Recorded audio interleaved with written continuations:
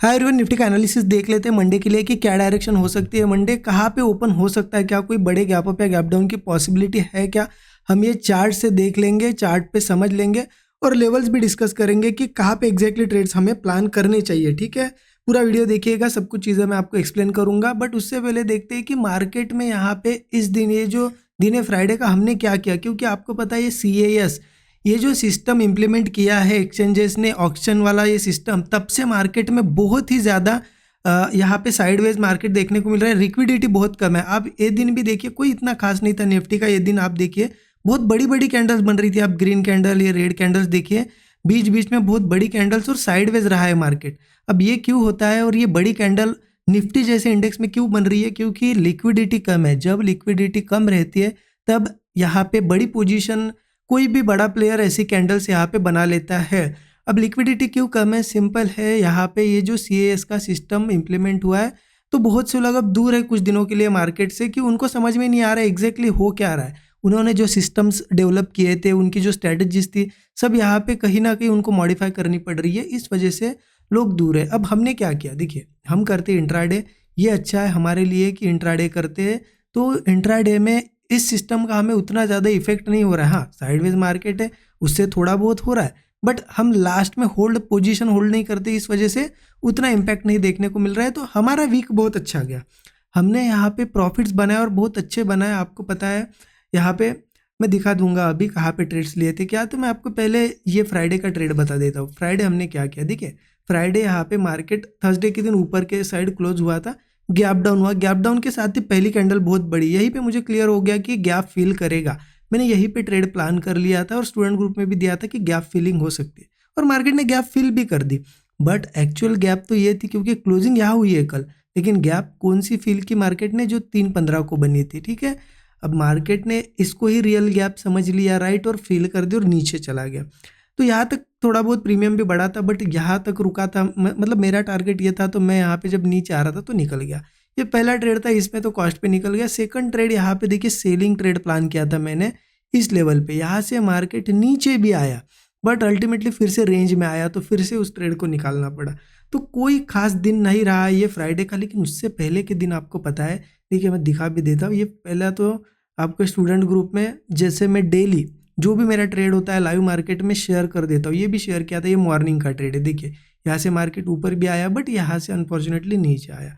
लेकिन इससे पहले के दिन आपने देखे, कल का भी दिन देखिए आप, कितना बढ़िया ये ब्रेकआउट हमने कैच किया। यहाँ पे ट्रेड प्लान किया था और इस मूव में यहाँ पे बहुत ही तेजी से प्रीमियम बढ़ा था, राइट।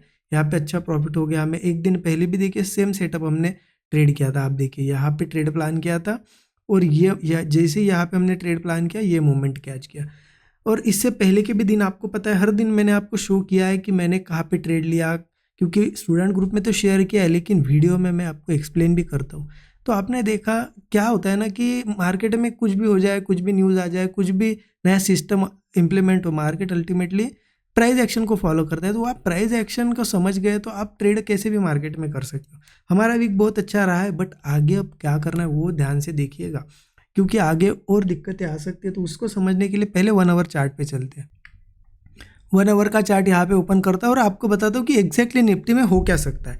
ध्यान से देखिएगा, जैसा कि निफ्टी में एक अच्छी रैली आई थी, उसके बाद यहाँ पे टॉप बना थोड़ा बहुत, और यहाँ एक रेंज बनी मार्केट में। अब ये रेंज देखिए, ऐसी रैलीज के बाद रेंज ऐसे भी बनती है, और इसको दूसरा भी नाम दे सकते हैं कि कैश का सिस्टम जब से इम्प्लीमेंट हुआ है, उस वजह से भी थोड़ा मार्केट अब रेंज में है। ठीक है, दोनों हम यहाँ पे इसके मतलब रीजंस पकड़ सकते हैं। बट इंपॉर्टेंट क्या है कि अब आगे क्या करेगा। देखिए जिस तरीके से मार्केट ने बार बार टेस्ट किया है ऊपर के लेवल, बट नीचे आ रहा है, फिर ऊपर की लेवल पे क्लोज दे रहा है, आज भी यहाँ पे नीचे आया।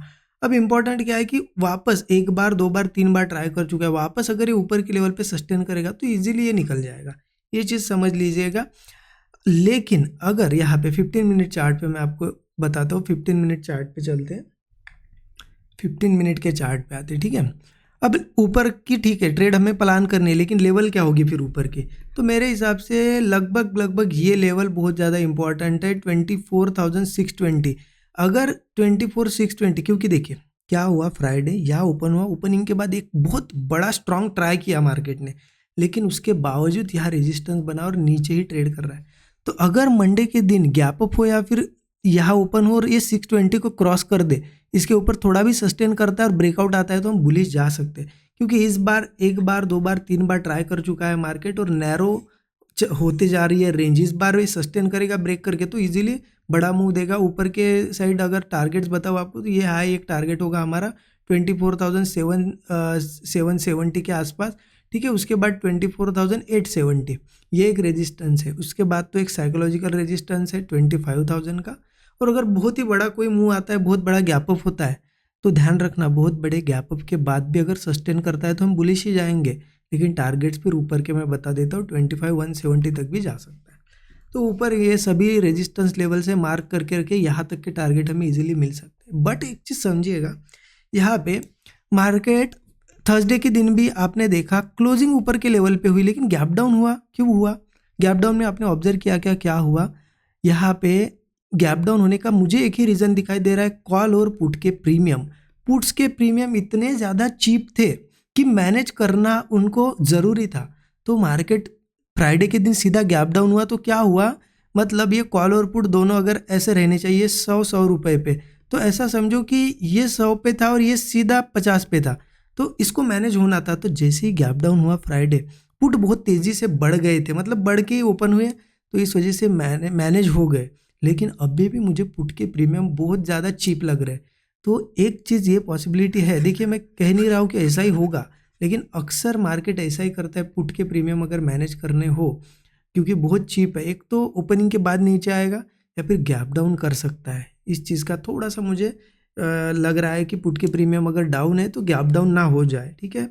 कंफर्म तो हम भी नहीं है क्योंकि रेंज में मार्केट अगर किसी साइड क्लोज देता तो मैं बोल सकता था आपको डायरेक्टली कि अगर नीचे क्लोज देता तो कि गैप डाउन के चांसेस है, लेकिन इसमें गैप डाउन के चांसेस प्राइस एक्शन से नहीं समझ रहे, लेकिन प्रीमियम से लग रहा है हो सकता है, ठीक है। तो इस चीज़ का थोड़ा सा ध्यान रखना।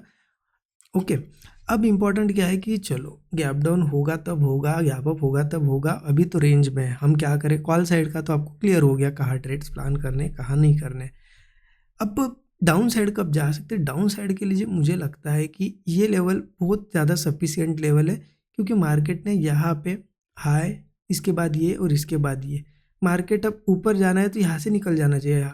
हाई फिर हायर, हायर लो, फिर higher low, higher high higher low बन रहा है, इस तरीके से ऊपर जा रहा है स्ट्रक्चर।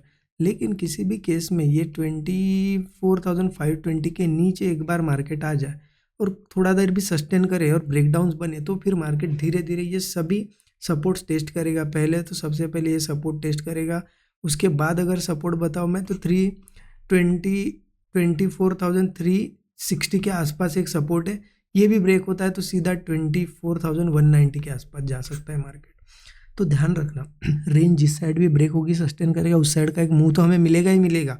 लेकिन आप एक चीज़ ध्यान रखना, ये कैश का ये जो ऑक्शन सेशन ये जब से इम्प्लीमेंट हुआ है, मार्केट में बहुत ज़्यादा रेंज बन रही है। कॉल और पुट, इस दिन कॉल वालों को भी प्रॉफिट नहीं हुआ और पुट वालों को भी नहीं हुआ, अलग ही बिहेवियर था, राइट। तो इसमें क्या सोल्यूशन है फिर?